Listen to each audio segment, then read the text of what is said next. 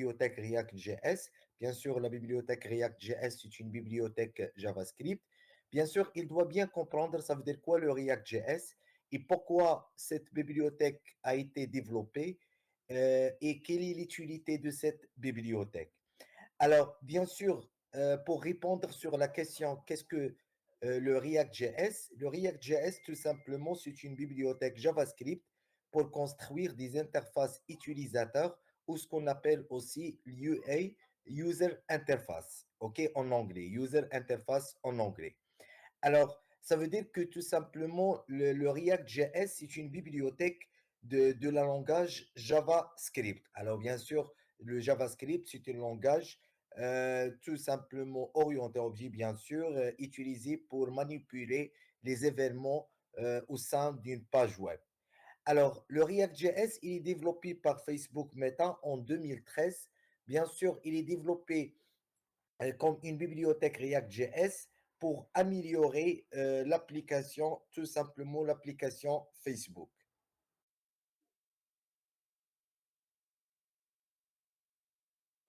Alors, j'ai dit que tout simplement, avant de commencer la formation, comment devenir un développeur React.js, ça veut dire comment développer des applications ou des applications web, bien sûr, ce format des stores, des boutiques en ligne, des applications de chat, les applications de gestion des systèmes d'information. Il doit savoir au début, ça veut dire quoi le React.js. Alors, le React.js, c'est une bibliothèque de langage JavaScript euh, pour construire des interfaces utilisateurs ou ce qu'on appelle aussi en anglais User Interface. Alors, ça veut dire que la bibliothèque React.js ou le rôle de la bibliothèque React.js, c'est construire des interfaces utilisateurs, bien sûr, ce format des pages web. Alors, la bibliothèque React.js, il est développé par Facebook en 2013, basé sur une architecture composante réutilisable. Alors, ça veut dire quoi? Ça veut dire que tout simplement, quand tu développes un site web ou une application web avec le React.js, tu vas diviser votre interface utilisateur en plusieurs composantes. Et par la suite, tu peux utiliser cette composante plusieurs fois par un simple appel. Alors, ça, c'est ce qu'on appelle l'architecture de React ou basée au niveau de React. Alors, ça veut dire quoi? Ça veut dire tout simplement, on peut imaginer que l'architecture React, il est basé sur une fonction principale qui s'appelle app. Voilà, c'est la fonction principale de React. Après, sur la fonction principale, tu peux tout simplement appeler des composantes. Voilà.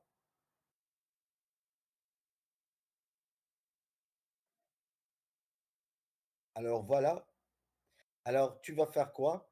Tu vas faire appel à des composantes au niveau de, tout simplement au niveau de la fonction principale qui est le app. Alors ça veut dire que tout simplement votre DOM sera être ce format des composantes déclarées ou appelées au niveau de la fonction principale app. OK? Alors par exemple, tu peux, par exemple, ici, par exemple, nous avons une navbar. Ici, nous avons un slider. Ici, nous avons un album de photos. Alors, comme ça, le React ou l'architecture de React, alors tu vas tout simplement créer la composante séparée sur la fonction principale et sur les autres composantes. Et par la suite, tu vas appeler toutes les composantes au niveau de la fonction principale. Alors, pour cela, on a dit tout simplement, il est basé sur une architecture composante réutilisable. Ça veut dire que tu peux réutiliser cette composante plusieurs fois et au niveau de plusieurs appelés. Alors, pourquoi React? Alors, ça veut dire pourquoi je vais utiliser React? Parce que je peux utiliser, bien sûr, d'autres bibliothèques pour travailler un interface utilisateur. Alors, React, tout simplement, nous avons ici la notion de performance.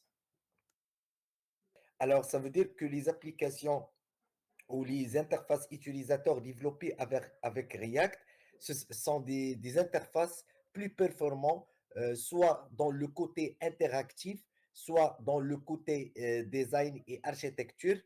par rapport à les interfaces utilisateurs développées par d'autres bibliothèques. Alors, l'utilisation des DOM virtuels, ça veut dire la mise à jour efficace de l'UA. Alors, React, il travaille ce qu'on appelle la DOM virtuelle. Ça veut dire quoi? Ça veut dire tout simplement quand tu fais appeler une page web, par exemple, je vais écrire www.facebook.com. Alors, dans ce cas-là, je vais appeler la page web index.html de l'application Facebook ou grosso modo de site web Facebook. Alors, dans ce cas-là, ça veut dire que le code sera traduit et sera envoyé à votre navigateur pour faire ce qu'on appelle la lecture ou l'interprétation. Alors, la copie envoyée, ça, ce qu'on appelle la DOM. Ça veut dire elle doit convertir votre code avant de faire l'interprétation par le navigateur, soit par Google Chrome, Mozilla, etc. Alors, ça, ce qu'on appelle la DOM. Alors, pour React, il utilise ce qu'on appelle la DOM virtuelle. Ça veut dire quoi? Ça veut dire qu'il travaille avec des copies de DOM. Pour cela, il vous permet de mettre à jour une mise à jour très efficace à l'utilisateur ou l'interface utilisateur. Ça veut dire que tu peux tout simplement mettre à jour un composant dans votre DOM, dans votre interface, sans actualiser les autres composantes. Ça veut dire, dans ce cas-là, on parle sur un DOM virtuel ou on parle sur une mise à jour interactive par l'utilisateur. Alors, je peux donner un exemple. Alors, en supposant, par exemple, vous avez un formulaire que l'utilisateur, il est en train d'acheter en ligne. Alors, par exemple, vous avez un rubrique quantité. Alors, voilà, vous avez un rubrique quantité, par exemple, comme ça. Alors, normalement, pour donner la main tout simplement à votre client de préciser la quantité de choisie au niveau de produit, normalement, elle doit tout simplement tracer une interface comme ça. Elle doit donner ici plus, voilà,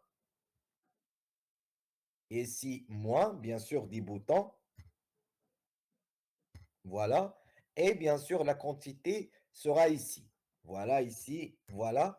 Et comme ça, il va faire quoi? Il va utiliser les boutons plus et moins pour tout simplement préciser la quantité demandée. Alors, dans ce cas-là, on parle sur quoi?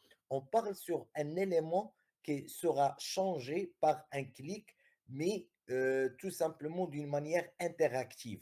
Alors, tout simplement, ici, on va changer la valeur et le statut de cette composante sans le changement ou sans actualiser la DOM. Ça veut dire sans actualiser la page. Alors ici, on parle tout simplement sur une mise à jour au niveau de l'interface utilisateur. Alors, via l'utilisation d'une DOM virtuelle, vraiment, le React, il vous permet tout simplement de mettre à jour les composantes vraiment d'une manière très, très efficace sans toucher les autres DOM ou les autres composantes de votre DOM. Alors, écosystème riche. Alors, ça veut dire quoi écosystème riche? Ça veut dire quand tu travailles avec React, vraiment, vous avez d'autres bibliothèques très adaptées avec le React. Alors, par exemple, vous avez le React Router. Alors, c'est une bibliothèque développée pour rajouter la possibilité que React il utilise des routes parce que le React, tout simplement, c'est une bibliothèque ou projet monopage, mais avec le React Router, tu peux bien sûr utiliser des routes, utiliser des liens hypertextes et des routes dans votre application React. Aussi, nous avons le Redux. Bien sûr, le Redux, c'est une bibliothèque JavaScript qui vous permet tout simplement d'utiliser les échanges de data au sein d'une application web. Vous avez aussi le Next.js. Vous avez aussi le Bootstrap React pour tout simplement travailler le côté DOM, etc. Alors, comme ça, on dit que le React.js est là un écosystème très, très riche. Alors, tout simplement, pourquoi? Tout simplement, on va travailler avec React où il est très préférable de travailler l'utilisateur ou l'interface utilisateur avec React.js. Alors, aussi au niveau de React.js, il doit savoir les concepts clés, grosso modo. Alors, le GSX. Alors, on va travailler avec des composantes avec l'extension GSX. Alors, tout simplement, le GSX signifie, c'est tout simplement le JavaScript XML. C'est un syntaxe semblable à HTML pour décrire l'interface graphique. Alors, ça veut dire que tout simplement, le GSX, pour travailler une composante, tu vas utiliser le nom de la composante, par exemple, menu ou barre de navigation ou store.gsx.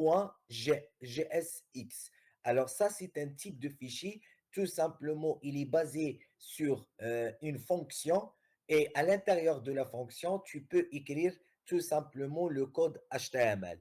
Alors comme ça, on va travailler tout simplement avec le React. Aussi unidirectionnel des données, le flux de données parent-enfant via les propriétés. Alors ça veut dire quoi? Ça veut dire que tout simplement, avec le React, tu peux utiliser des propriétés. Alors ça veut dire tout simplement, ici par exemple, nous avons la composante app. Alors la composante app, c'est une application à composante parent. Et ici, nous avons trois composantes enfants. Alors, tout simplement, le React, il vous permet de passer les propriétés soit de composante parente vers la composante enfant, ou tout simplement. Alors, pour cela, on dit unidirectionnel de données. Ça veut dire que les flux de données parent-enfant. Ça veut dire toujours quand vous voulez passer une propriété, il doit passer la propriété depuis l'application parent vers l'application enfant. Aussi, on va parler aussi sur les états ou ce qu'on appelle aussi le stated en anglais, c'est la gestion des données dynamiques dans un composant. Alors ça, c'est le cas avec laquelle j'ai parlé ici. Par exemple, nous sommes en train de travailler ou de construire tout simplement une interface utilisateur comme ça et il doit donner tout simplement la possibilité tout simplement la possibilité de adapter la quantité choisie. Alors ici, plus et moins, ça veut dire ici le contenu de cette partie, elle doit être tout simplement mettre à jour dynamiquement. Alors ça, ce qu'on appelle les états et on va tout simplement le React, il fournit un composant qui s'appelle les hooks. Alors les hooks, tout simplement au niveau de React, vraiment parmi les meilleures composantes si vous voulez travailler des applications avec la bibliothèque React.js. Alors, ça, c'est tout simplement la première partie de notre science. C'est la partie introduction à React.js. Alors, comme conclusion, on peut tout simplement dire que le React.js, c'est une bibliothèque JavaScript développée pour construire des interfaces utilisateurs, ou ce qu'on appelle aussi en anglais l'UA, ça veut dire User Interface. Il est développé bien sûr par l'entreprise Facebook en 2013. Alors, l'architecture tout simplement de React.js, elle travaille avec des composantes. Ça veut dire que tu vas diviser votre interface en plusieurs composantes et par la suite, tu vas appeler les composantes au niveau de l'application ou de la fonction principale qui est la composante app.